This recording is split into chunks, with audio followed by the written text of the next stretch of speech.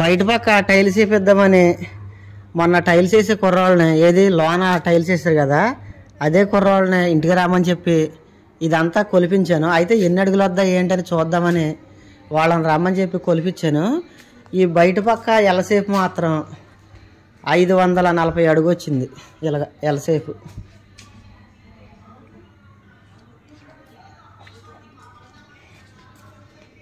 ఈ ఎలసేపు మొత్తం వచ్చేసేసి 540 అడుగు వచ్చింది. ఒక మాదిరి క్వాలిటీ చూసుకున్నా సరే అడుగు వచ్చేసి 45 రూపాయలు. అంటే 540 అడుగులకి దాదాపు కొనుబడి వచ్చేసి 24,000 అవుతుంది. ఈ టైల్స్ వేసే కుర్రాళ్ళకి 9,000, అక్కడికి 32,000. 32,000 ఒక 20 బత్తలు సిమెంట్ బత్తలు పడతాయి అన్నారు. ఒక 7,000 వేసుకోండి, అక్కడికి 39. తర్వాత టైల్స్ వేసే కుర్రాళ్ళకి భోజనాలు ఒక 1,000 రూపాయలు అవుద్ది. భోజనాలు అయితేనే, డ్రింకులు అయితేనే, టిఫిన్లు అయితేనే ఒక 1,000 రూపాయలు అవుద్ది. అక్కడికి 40,000 రూపాయలు. తర్వాత ఆ ఇసుక వచ్చేసి సాలదన్నారు. సాలదని చెప్పి ఇంకో ట్రక్ వేయించమన్నారు. ఇప్పుడు మాకు ఇసుక వచ్చేసి ఒక ట్రక్కు 3,000 రూపాయలు. అంటే దాదాపు ఈ బయట పక్క టైల్స్ వేయించాలంటే 43,000 రూపాయలు అవుతుంది. ఇది నేను అనుకున్న అంచనా 43,000 రూపాయలు అవుతుంది.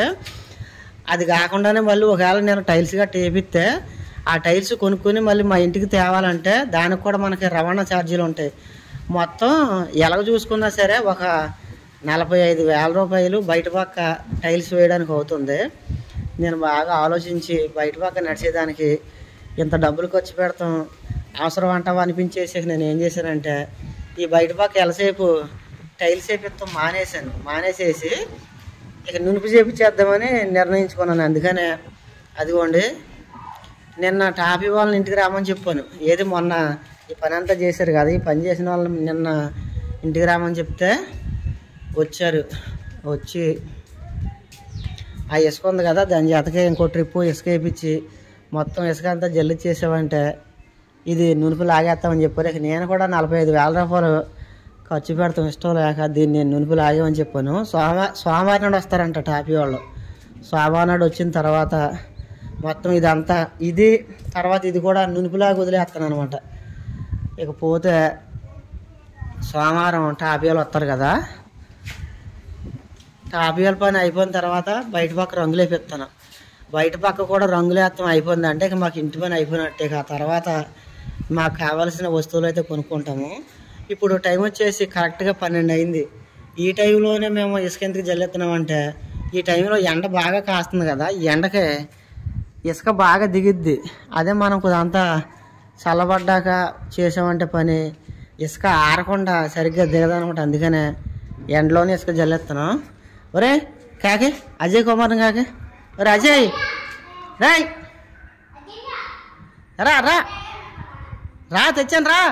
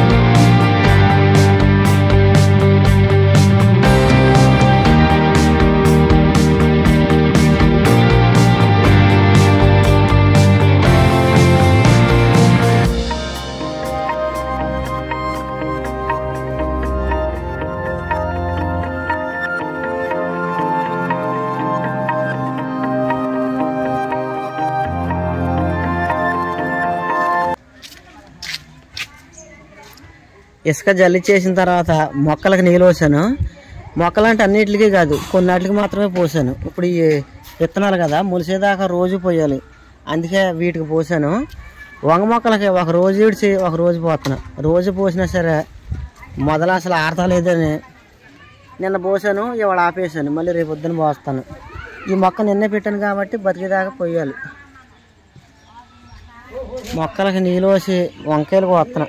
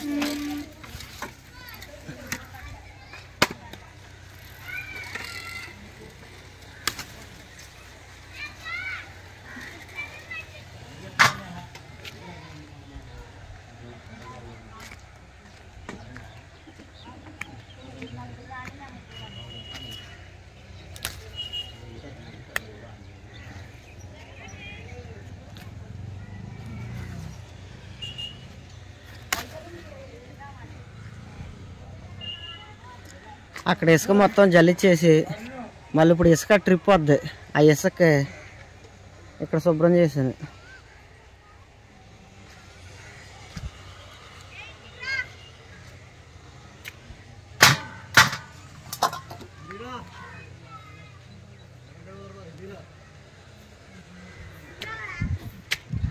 ఆ జల్లిచ్చిన ఇసుక మొత్తం నేనే, ఆ కుర్రోళ్ళు ఇసుక జల్లిచ్చేదాకా ఉన్నారు. ఆ జల్లిచ్చేసిన తర్వాత వాళ్ళకి డబ్బులు ఇచ్చి డ్రింక్ బాటిల్ తెచ్చాను.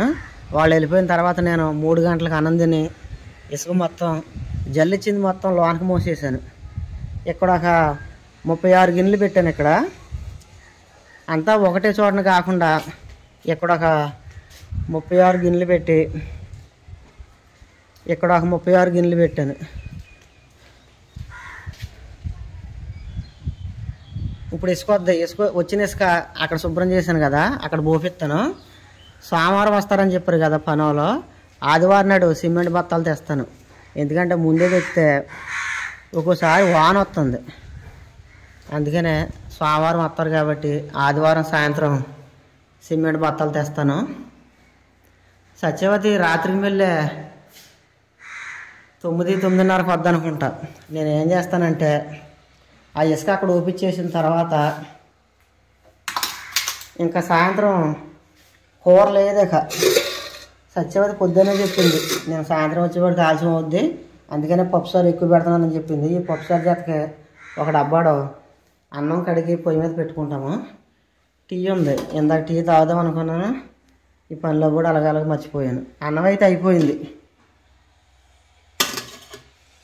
సరే అన్నం పొయ్యి మీద పెడతాను.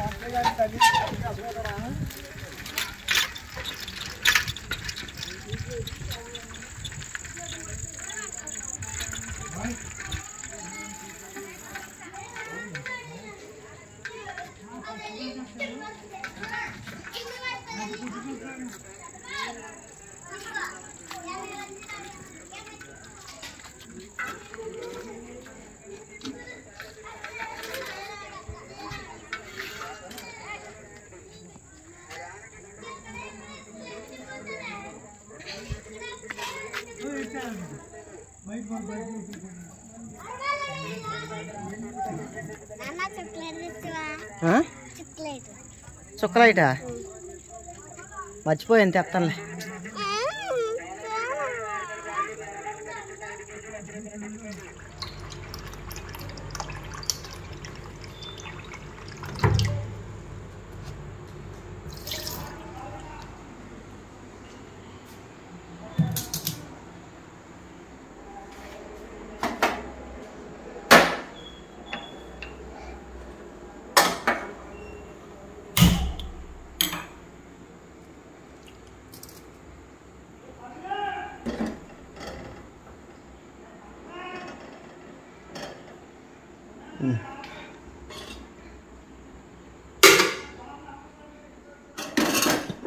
రే ఎంగిలికొండలో ఖాళీ అయిపోయినా ఇంకేమైనా ఉంటే బయట కట్టుకురా.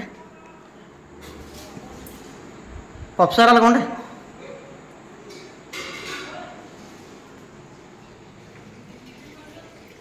యాస్మిన్ ఏం చేస్తున్నారా? ఆ నీళ్ళు అంత మానాలు వదిలేకిరాలుగా.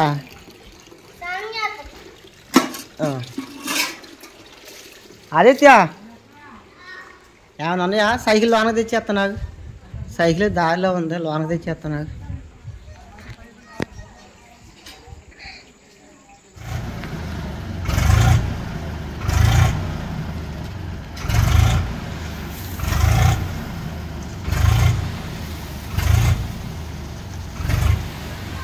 కొద్ది వెనకరా వెనకరా వెనకరా.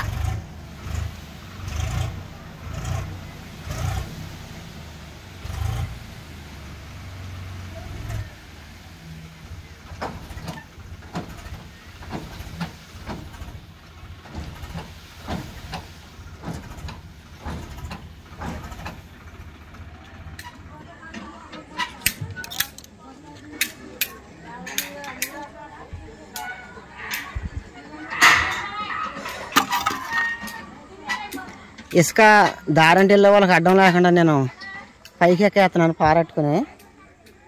ఈ లోపు సత్యవతి పనుల నుంచి వచ్చింది. బోరు ప్లస్ కొనుక్కున్నావా? ఇదిగో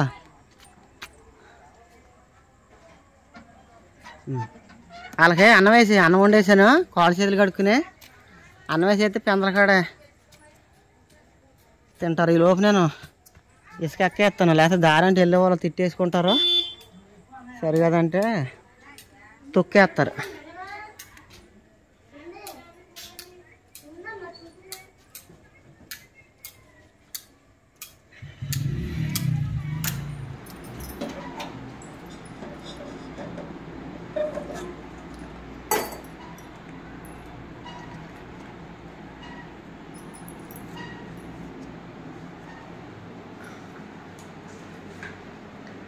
తినేస్తావన్నా?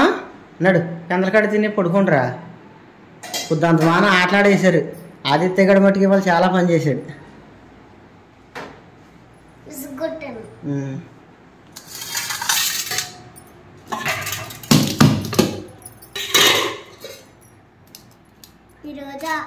ఈరోజు ఒక్కసారిగా ఆడుకోలే.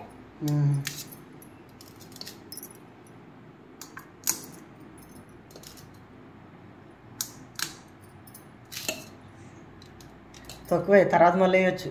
వదిలేస్తా లేదు ఇప్పుడు అంత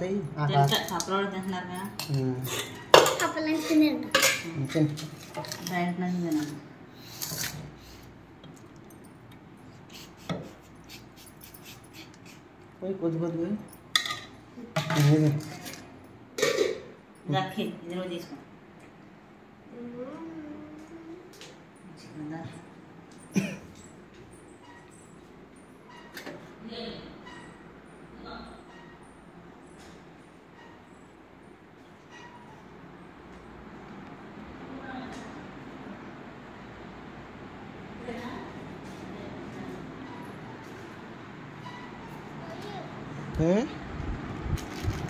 వాళ్ళకంటే కొద్ది కొద్దిగా సరిగ్గా కూర్చోండి.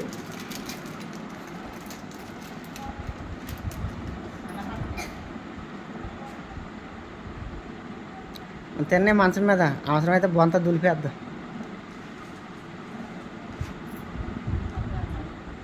అబ్బా బయట భలే చేస్తుందా చల్లగా గాలి. బయట నుంచి వచ్చే గాలికి ఏసీ లాగా ఉంది. ఫ్యాన్ గాలి తోడవుతుందో చల్లగా భలే ఉంది. ఏసీ ఉన్నా లేకపోయినా పర్వాలేదు ఈ గాలికి.